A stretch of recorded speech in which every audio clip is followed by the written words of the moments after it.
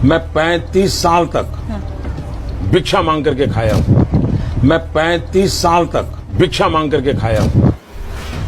अब ये मत पूछिएगा कि साहब जब 35 साल तक भीख मांगते रहे तो क्या अक्खा इंडिया में एक भी ऐसा बंदा नहीं मिला जो नरेंद्र मोदी, माफ कीजिएगा बाबा नरेंद्र नाथ मोदी जी महाराज से एक बार भी पूछ सके कि गुरु तुम तो इतने हट्टे कट्टे हो फिर भी भीख मांगते शर्म नहीं आती। तो भाई लोग ये तो साहेब का ही जलवा है कि साहेब ने बचपन में चाय बेची मगर किसी ने नहीं देखा। साहेब ने स्कूल में पढ़ाई की मगर कोई क्लासमेट, कोई बैचमेट और कोई स्कूल फ्रेंड सामने नहीं आया। साहेब ने कॉलेज में पढ़ाई की मगर कोई टीचर सामने नहीं आया जो बात कर सके कि उसने साहेब को पढ़ाया है। सोचिए 1992 में साहेब 42 साल की उम्र में आडवाणी के रथ पर दिखे थे। तब आडवाणी जी सांसद थे।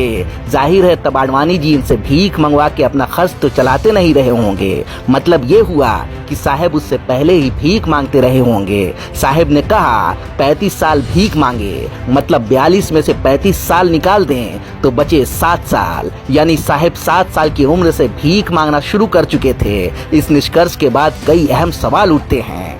पहला ये कि साहेब 7 साल की उम्र से 42 साल की उम्र तक भीख मांगते रहे तो चाय कब बेची, और दूसरा माँ बाप और बड़े भाई किस तरह के इंसान रहे होंगे जो 7 साल के बच्चे से भीख मंगवाते थे। दरअसल साहेब टनाटन झूठ बोलते हैं। जज्बातों को बेचने की पिनक में जुबान से दिमाग का कनेक्शन कट जाता है। जुबान से बोलने के लिए दिमाग के कमांड की भूमिका होती है जो साहेब पर लागू नहीं होता।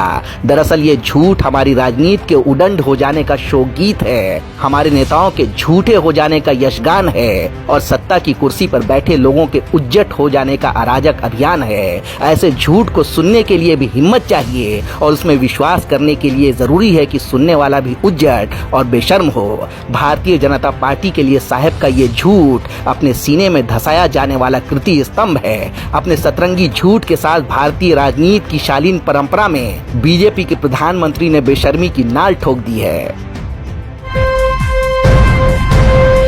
लाइव टीवी, सच सबसे आगे।